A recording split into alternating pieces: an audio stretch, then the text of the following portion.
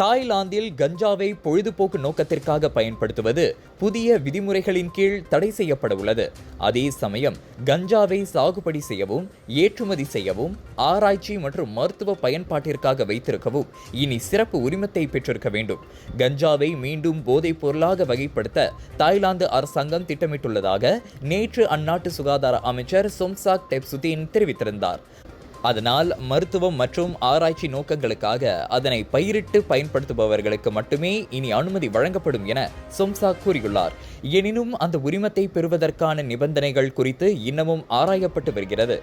பொதுமக்களுக்கு சுமையை ஏற்படுத்தாதவாறும் அவர்கள் அந்த புதிய சூழலுக்கு தங்களை பழக்கப்படுத்திக் கொள்ளவும் ஏதுவாக கால அவகாசம் வழங்கப்படும் என சொம்சாக் சொன்னார். ஈராண்டுகளுக்கு முன் தேசிய போதைப்பொருள் பட்டியலில் இருந்து கஞ்சாவை நீக்கியது தாய்லாந்து. அதன் வாயிலாக அதனை பொழுதுபோக்கு நோக்கத்திற்காக மக்கள் பயிரிடவும், பயன்படுத்தவும், விற்கவும் அனுமதிக்கப்பட்டது குறிப்பிடத்தக்கது.